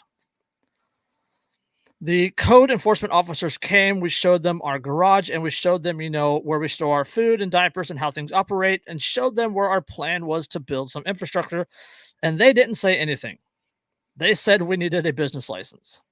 They said they would get back to us, and they never did. We didn't end up being able to apply for that grant because of the lack of communication from the city. And what ultimately happened is that I received a summons for failure to appear because they had cited lots of things on the property, swing by related or not. Are you kidding me? Hold on. Blackburn Giles said she never received the citation, and the failure to appear charge was eventually dropped. However, she was eventually served with legal paperwork and learned she was cited multiple times for littering, a broken fence, for having an unregistered car in her driveway, among other things. That's the dumbest fucking thing. Like I have gotten a threat to get cited for having an unregistered car in my driveway. And I'm like, okay, but it's not on the road. Well, yeah. So if it's not on the road, why does it matter? I'm not operating it on the road. You only have the legal authority to read that next paragraph. Oh boy. We had the 24-hour pantry that we bolted to our friends that we kept stocked and cleaned, and they took it from us without having any communication. And in the process, they broke our fence. And then on that list of violations was the fence that they broke when they took the 24-hour pantry. The car was for my 15-year-old who's going to be 16. It wasn't even operational. They cited us for weeds that were actually trees. They cited us for garbage being on the wrong side of the house. They said that it has to be on the south side. Are you fucking kidding me? In the process, they broke our fence, and then on the list of violations was the fence that they broke when they took our 24-hour pantry. Yeah, so they confiscated their food truck, and when they did it, it's they broke like a little free library. Yeah, right? It's basically a stand, right? So they confiscated that, and in the process, they broke the fence, and then fined them for having the fence yes. that they broke. Yes. And then the rest of it is just a bunch of little back and forth. And then again, the car, a car that's not operational, that's on your own property and not being operated, because like that was my argument at the time when I got threatened with getting fined. Is I'm like, but it's not on a public road. Well, but it has to be registered. Okay, but does it have to be registered if it's not being operated on public roads? Well, no. Okay, so then why does that matter? It's not being operated on public roads. In fact, that particular car didn't even have an engine in it. So I'm like, it doesn't even have a motor. Yeah. Hold on. It doesn't have a motor. I can't operate it on public roads. It's not being operated on public roads, which means that you're threatening to fine me because you can see on my property that there is a car that I have no intention of operating on public roads and is not being operated on public roads that isn't registered to be legal to be operated on public roads. Okay. You know this gets better, right? If that was I wouldn't have shared it if that was the end of the article. Of course it fucking does. Blackburn Giles said she was convicted on 4 charges, and each charge carries up to $3,000 fine for a total of about $12,000. During the sentence hearing on January 12th, Blackburn Giles said she requested jail time in lieu of fines. Quote, "I would rather serve jail time. If I had $12,000, I would use it to support a Venezuelan family." Hold on. Blackburn Giles said the judge in her case imposed a $3,000 fine with a $2,500 deferred, requiring her to pay only $500 if she does not receive any more citations. But Blackburn Giles said code enforcement officers continue to issue citations with 2 new charges added for trash and unlawful bikes in her yard.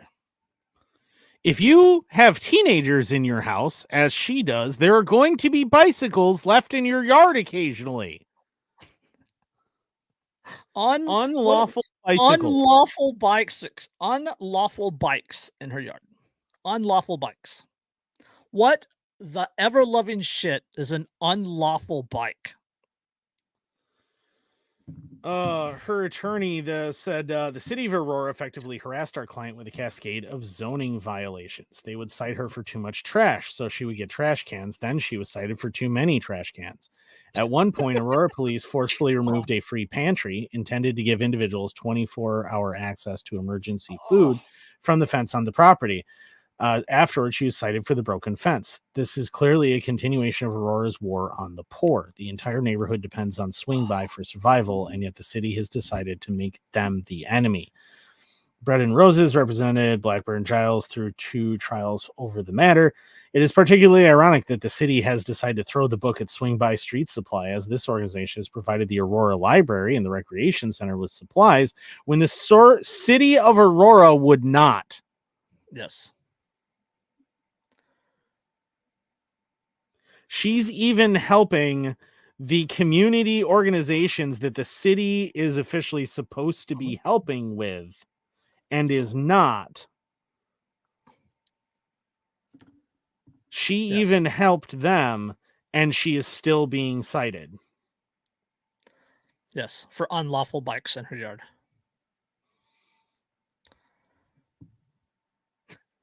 This is and this is the thing too, is that even if you win, right? Even if you win, they will continue to harass you and continue to harass you and continue to harass you, and it will be an ongoing thing forever. Yes. Now, to her credit, she has said that she will not stop helping those in need. She doesn't care. Come at me, bro. She doesn't care. But this is how these bureaucrats operate. That code enforcement is unelected. Completely unelected. They get Chevron deference. Mm-hmm. And for legal reasons, I'm only vaguely going to reference the French Revolution. For legal reasons, our lawyer has advised us not to continue this article. Yeah, but that, oh my God. And it's, see, like when I was homeless, I had help from a few places, like a few businesses and stuff that were set up to help the homeless. But because the primary woman who ran it was the wife of the mayor, yeah, they didn't have issues. But I guarantee you, if that had not been the case, it would have been non-stopped issues. No. All right. Okay. You ready for this? Okay. Don't take a drink yet. Oh boy. Okay. Crook County mailbox nudist prompts lawmaker to draft genitals intimidation bill. What? What does that mean? I'll read that again. Crook. This is Wyoming, by the way. Crook County mailbox nudist prompts lawmaker to draft genitals intimidation bill. I don't even know what to do with that. I'll drop the link for you in the chat, but what? There's the link. Okay. Sometimes it's not obvious a law is needed until a situation presents itself, outlining a glaring hole. Yes. Hold that. That's exactly what happened in rural Cook County, where a nudist refuses to wear clothes in public when picking up his mail at a rural mailbox center. On one occasion, when asked to put on clothes, the man responded by bending over and spreading his butt cheeks, said House Majority Floor Leader Representative Chip Neiman. Ah, Quote, yes, it was domestic quote, cat defense. Quote, it was full-on intimidation. He's using his nudity to intimidate his neighbors. If his nudity intimidates you, you might have some issues. Or maybe he doesn't have it. I guess I don't know. How intimidating can a butthole be? I mean, I guess like I don't generally find buttholes intimidating, but it's not obvious a law is needed until the situation presents itself, outline a glaring hole. a glaring hole that may have winked at you. Neiman said the man also has a spouse who practices nudity, a lifestyle he said he has no problem with as long as it happens on their private property. Although Wyoming law addresses public indecency, it only extends to the exposure of people's private parts with the intent of arousing sexual desire for themselves or another person. There's nothing in the books about exposure for the purpose of intimidation or harassment. That's what prompted Neiman to propose legislation to make flashing or the exposing of oneself to intimidate others illegal, something he considers equally, quote, gross and foul. The dude's just naked. What's your fucking problem? Yes. Like, yeah, he would not have bent over and been like, look at my butthole, like a fucking domestic cat if you hadn't been like, dude, put some fucking clothes on. Like, he's not making it a big deal. You're making it a big deal. Yeah. Like, it's just, yeah, genital intimidation. The guy. That's a thing now. There are a number of adult film companies that I feel like I should be able to sue under that law for genital intimidation. Every time I see that guy the black guy sitting there on the edge of the bed, every time, yeah. Motherfucker, I'm Irish, all right? Like I'm easily genitally intimidated. Oh, you Lucky Charms. We're known for being fierce warriors, but I assure you it is to compensate. Oh.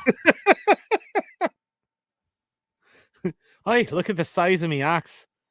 It seems like you might be compensating. You know what, boyo? You and I are both from here. Yeah, it's for compensating for something. That's why you drink so much. We gotta, because otherwise. Yes. And we still managed to breed like rabbits. So, because you drink so much. Because you don't actually need more than 3. Yes.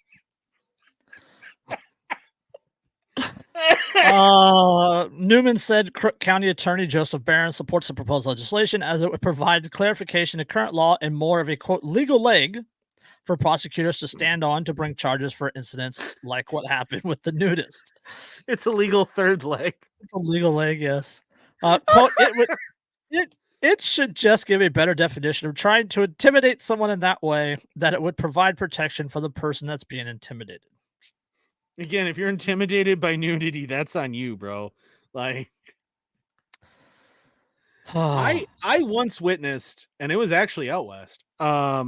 Me and several of my friends were at this bar, and this guy got in one of my friends' faces for various reasons.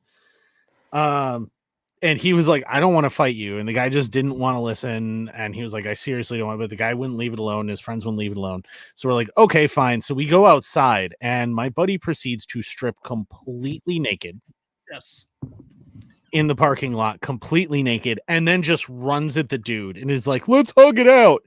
And chased that man all over the parking lot. Yeah, I will never forget the image of a 6'5", like ripped guy, completely naked, going like this, running at this skinny little redneck who's going, no, get away from me. Get away from me. Yeah. Oh, genital intimidation. Genital intimidation, man. That's why every time anybody starts to be like, you want to go? I'm like, sure. And I start undoing my belt. They're like, what are you doing? I'm like, well, you wanted to go. I believe in doing it the Greek way. And they're like, what? And I'm like, Greek way, man. No clothes. That's how we're fighting. And it's amazing how many people just back down immediately. Yes. That's what it is. I am intimidated. I should be protected from genital intimidation. He needs he doesn't have a third leg like this other guy apparently does, so he needs a legal one. Yeah. Well, many Wyoming municipalities do have stricter laws, apparently. When you're surrounded by horses all the time, it's easily to be genitally intimidated.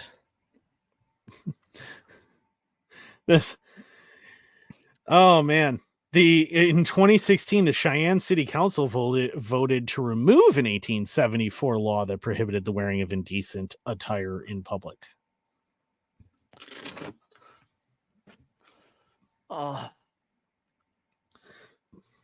He mentioned how children are often sent to get their family's mail at the rural mailbox location in Crook County. He even worries that if left unchecked, children may be exposed to the nudist male body parts. Well, yes, that is a danger. I understand not wanting to do that. But first of all, knowing that there is potentially an adult who's going to be naked there, maybe don't send your children. Second of all, yes. I would also point out that really your children should not, like, the guy's just a nudist, right? Like he just wants to be naked and free, like, cool, whatever. If you don't make the human body a dirty thing, then like your kids are probably going to take nudity in stride for the most part and just be like, whatever. So the dude's naked. Like, that's weird. Aren't you cold? Yeah, that's what it is. I mean, the situation presented an outline, a glaring hole in societal standards.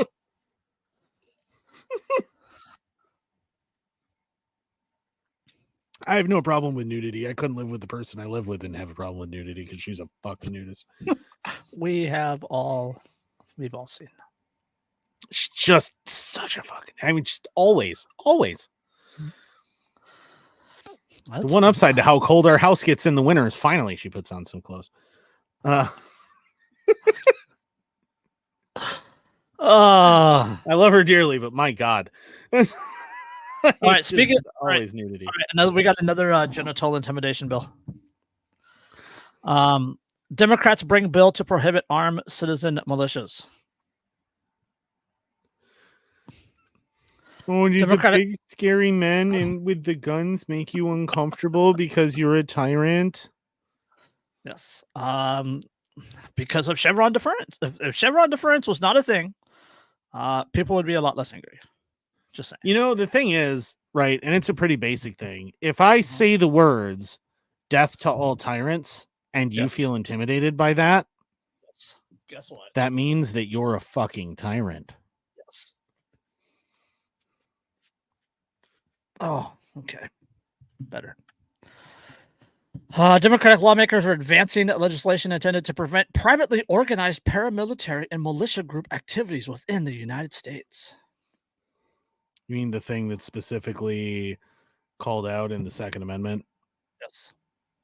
Mm. Introduced by Senator Ed Markey, Democrat out of Massachusetts, and Representative Jamie Raskin, Democrat out of Maryland, on Thursday. The bill, dubbed the quote, Preventing Private Paramilitary Activity Act, would prohibit privately organized groups from, quote, publicly patrolling, drilling, or engaging in harmful or deadly paramilitary techniques, quote, interfering with or interrupting government proceedings, or interfering with the exercise of someone else's constitutional rights, according to Mr. Markey. Interesting, considering that being part of a militia is literally one of my constitutional rights that's named. Yes. It's the second one in the list. You don't even need to read real far. It's like 4 sentences in. The bill defines a, quote, private paramilitary organization as, quote, any group of 3 or more persons associating under a command structure for the purpose of functioning in public or training to function in public as a combat support, law enforcement, or security services unit. The bill states acting with or on the behalf of such a private paramilitary organization while armed with a firearm, explosive, incendiary device, or other dangerous weapon, and engaging in patrolling, training, interfering with government or constitutional rights, or assuming the function of law enforcement without official authority. So what this says is that XE/Academy/Blackwater, Triple Canopy, Dynacorp, several others, all these PMCs are now illegal. Yes. It also means that when people go, well, but unless you're part of the militia, the Second Amendment doesn't apply to you. Okay, we'll start our own militia. Oh, We'll no, start you can't do that now. It's illegal now. Oh, wait. So what you're telling me is that I have no Second Amendment rights, and you don't even have that argument anymore because you're saying I can't even be part of a militia. Interesting. Yes. The bill makes although it does mention a command structure, which means that an anarchist militia would still be able to happen because there's no command structure. Look at that. Decentralized for the win. No, there's just a bunch of guys that are just hanging out together and playing around with guns and marching through the street. I don't understand what we have a command structure. No, we don't. Yeah, hold on. Quote, patrolling neighborhoods, impending law enforcement, and storming the U.S. Capitol. Private paramilitary groups like the Oath Keepers, the 3%ers, and the Proud Boys are using political violence to intimidate our people and threaten democratic government and the rule of law. The United States is not a fucking democracy. Our legislation makes the obvious but essential clarification that these domestic extremist paramilitary operations are in no way protected by our Constitution. It's literally protected by it's like named. It's spelled out. The words well-regulated militia. Be necessary for a free state. Yeah, that's in the Constitution, so it's like it's literally there. Yes.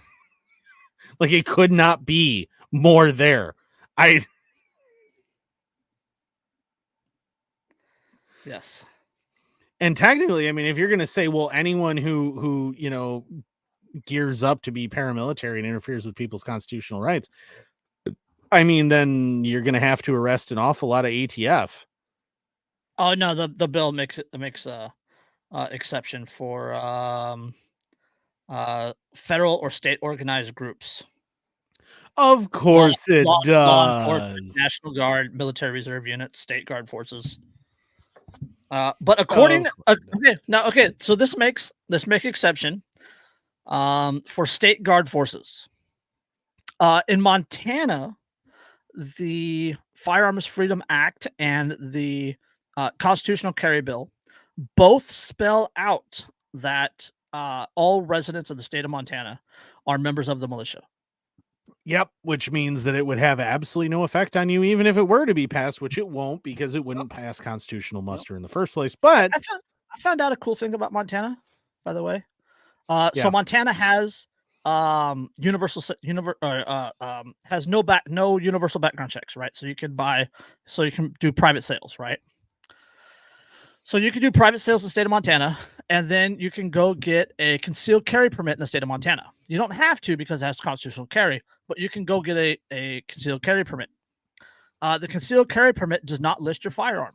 It just says that this person is passed the bill and passed the test and can conceal carry, and it's carries over to other states. Your concealed carry permit acts as your NICS check for legally purchased firearms.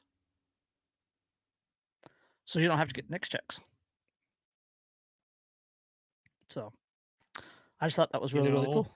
How long it's been since I bought a firearm with a NICS check? I have never put my name on a 4473 either. Yeah, I'm just gonna point out, like, Wisconsin also has private party to private party, and several times the lefties have tried to undo that, and every time they've gotten shot down. Yes. So, but yes, I thought that was really cool that your concealed carry permit in Montana acts in lieu of your of a NICS check for a legally purchased firearm.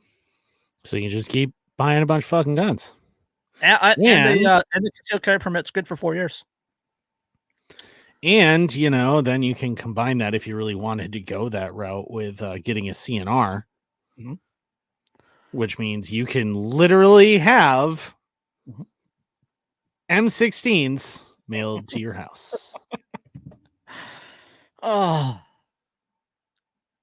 I hope Scootus just fucking gut Chevron.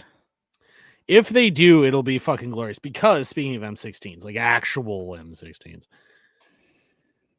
they're still AR platform, right? Which means that upper, lower, there's no serialized nothing. There's nothing that meets that requirement, which means even if you have one that is full auto, you cannot be considered to be in possession of an illegal machine gun as long as the two halves are not together. Yep. Okay. Take a deep breath. Especially though, because that whole readily convertible or readily assemblable thing, that's all ATF bullshit. There's none of that in the law. So that whole constructive possession and whatever, that isn't in the law, which means that if Chevron gets gutted, that's gone. So unless I have actually put the two halves together and they find them actively put together, I do not have a machine gun. Yes. Okay. Give me this whole paragraph. Hold your. Though rioters and demonstrators did not use firearms or other deadly weapons during the events at the Capitol on January 6, 2021, many did use blunt objects and pepper spray in clashes with police officers that day. Some individuals have also been charged with having firearms or other deadly weapons on their person while on Capitol grounds that day. In trials against members of the Oath Keepers and other defendants, prosecutors made note of members of the group moving through crowds in an apparent practiced and organized fashion, frequently described as a stack formation, as well as wearing tactical gear and using portable communication devices to stay in contact and coordinate their activities. Police. Those people were police. because they went through the crowd in a stack. They're paramilitary trained. But the people who are wearing all the tactical gear and talking into radios, and those were the police. Those were the police, the ones who were telling them, "Oh no, it's okay, you can go in there." The ones who coached them. Quote, 3 years ago, white supremacists affiliated with paramilitary organizations stormed the U.S. Capitol, shattering windows, walls, and the families of 5 U.S. Capitol police officers. Private paramilitary actors such as the Proud Boys and Oath Keepers pose a serious threat to democracy and the rule of law, and we must create new prohibitions on their unauthorized activities that interfere with the exercise of people's constitutional rights. The forces of bigotry, hatred, and violent extremism must be stopped for the sake of our democracy. Oh, there's so much to unpack there. there is a lot. We don't even have enough time in this show. No, we only got a few minutes left. But my God, so obviously the Proud Boys are all FBI. They're all feds. Every one of them is a fucking fed. We all know it, right? But as far as interfering with your constitutional rights, that's literally what you're trying to do, is interfere with my constitution. Hold on. Give me one more paragraph. Right? Give me one more quick paragraph. Mr. Malarkey and Mr. Raskin made no mention of any left-leaning organizations while announcing their bill on Thursday. Mr. Raskin told the Washington Times that the legislation was not written with a particular ideological viewpoint in mind. Yeah. What about 2020? What about the Summer of Love? What about the Black Panthers? What about the I don't know that I would call the Black Panthers particularly leftist, to be perfectly honest with you. At least they weren't originally supposed to be, and when Huey Newton founded them. But anyway, what about Antifa? What about the list goes on. Don't mention any of those, do you? No. But don't worry, it's not about any particular ideology. And I guarantee you that if that were somehow to pass, which it won't get past the House. If that somehow were to pass, there would be a conspicuous gap in enforcement. You mean local law enforcement's not going to walk up on a guy who's training in black tactical gear and try and tell them, hey, you're not allowed to be doing that? Because local law enforcement doesn't have level 4 plates. Yeah, I have a sneaking suspicion that if there is a large group of people, regardless of their political affiliation, in full battle rattle, standing somewhere in a very large group, chances are that law enforcement is not going to be like, hey, you're not allowed to do that. They're probably going to be like, this really isn't worth it. I didn't bring enough handcuffs to confront them. There's and speaking of the Peasants' Revolt, because I brought the Peasants' Revolt earlier, there was an incident during the Peasants' Revolt where this tax collector showed up and came to collect more money. They had already been, the peasants had already been collected against, right? And there was this tax collector showed up with like 4 or 5 of the king's men to collect more money. And one of the peasants stepped forward and said, but you've already collected from us. We've already paid our dues. This is ridiculous. We're not paying you anymore. He then ordered his guards to arrest this man, at which point the crowd, quote, did produce a large plethora of sharp objects. Yes. Or of sharp instruments.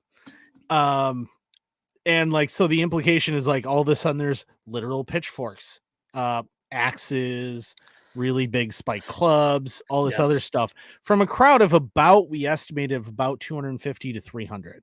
Yes. And his 4 or 5 guards are like, we should probably leave. Yes. And so they just tuck their tails in and run. Yeah. Which with the Peasants' Revolt tends to be the case. There's army after army that these nobles and the king sends out who encounter them, and their numbers keep growing. They're, it's 10,000, it's 15,000 versus like 800 men that these nobles can muster. And these 800 men are like, fucking nope. And just will not. And some of them just join the Peasants' Revolt because they themselves are ultimately peasants. So they're like, screw this. Why am I not with these guys? And hey, look, I have this handy dandy issued armor and weapon. And I'll lead the charge. Yeah, so they go over to them, and it's, and this is one of those things, like, even in a country where there is a peasant class that isn't allowed to own much, that isn't allowed to be armed, really, that in all of this, a massive rebellion could still happen. Yes. You just needed everybody to believe that it was time to do something about the fact that the government clearly didn't give a shit about you. Just saying. No. All right. So let's for no particular reason. Let's throw some links and get out of here. Oh, okay. Before we fed post harder. All right. Check out our boy Dave at poppinspatches.com. He has all sorts of cool patches. They are very, very high quality. They're absolutely awesome. Honestly, they are the most well-made patches He's about to drop a new one, if I remember right. He's about to drop a whole list of new ones, yes, including one. The 25th, the Live, Laugh, Reload. Yes, he's about to drop that one. After that, and I'm very, very excited because I'm planning on ordering several to give as gifts for friends. It is called the Q word. Yes. And if you work in an industry where you know what the Q word is, awfully quiet tonight.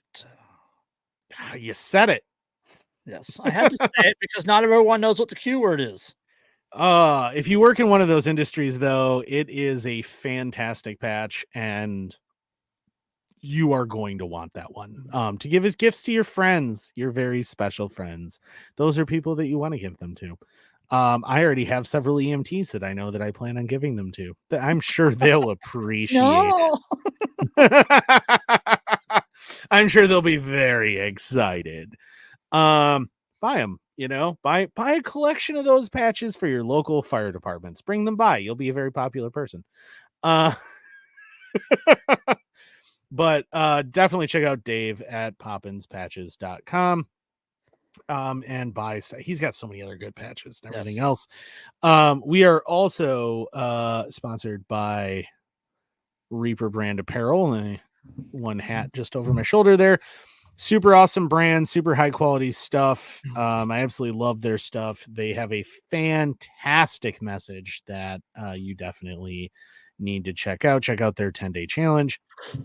Absolutely awesome brand. Love them. And if you use the link, again, check out our link tree. We have all the links and everything else. You get a discount on stuff that you buy from them. We are also an affiliate of Lions Not Sheep, which unfortunately my microphone is kind of blocking here, but Lions Not Sheep, check them out. Their Free Man shirt is awesome. Their Radical Change shirt is, they have all sorts of cool stuff. I have an ugly Christmas sweater from them that I wore this year for work for the ugly Christmas sweater competition that had like grenades and SOP mods on it. It was great. I love their stuff. Super fantastic. Really happy to be an affiliate of theirs. Check them out as well. Also, check out thebeardstruggle.com. They have all sorts of really cool beard care stuff. They now have all sorts of clones. They have shower stuff. They have so much stuff, man. And the scents are fantastic. The results you'll get from it are fantastic. It's absolutely worth it. And if you either use the discount code or you click the link and go through the link, you get a discount on that stuff too, 15%, which is super awesome. Check out Coffee Brand Coffee from the Quartering. Again, link description and in the link tree thing. Who else do we have? If Arcade Spookware still exists, we're also still an affiliate of them, but it seems that they may or may not still be out there. I don't know. There's a lot of crackdowns on stuff and recently, and so we may have lost another one.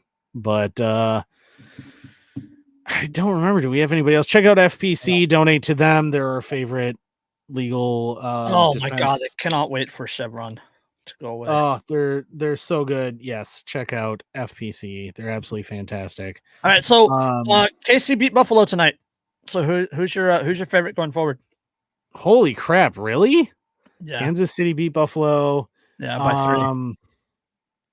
Man, I mean, the only two teams I ever really root for in the NFC is the Packers, and in the AFC is the Bengals. So, in light of everything this season, we'll put you on the. There's plenty of room on the Niners wagon. We got you. No, I think I really kind of want to see the Bills win. I think that I think a Niners Bills Super Bowl would be fantastic, especially since we beat them last time they went to the Super Bowl. I would be going, what year is it? What year is it? Then we'd have to see Jim Kelly without his lower jaw on the pictures all the time. That would be tough. Yeah. So anyway, but yeah, I would love to see the Bills win personally, actually, because I just would like to see them win. I have friends who are Bills fans, but also just they're like the last team. Just not Kansas City and not fucking Baltimore. Yeah, I mean, they're like the last team that still has the old school logo, and I really like that about them. So I'm a fan of that, I guess. So anyway, all right, we'll catch you in the next one. Peace.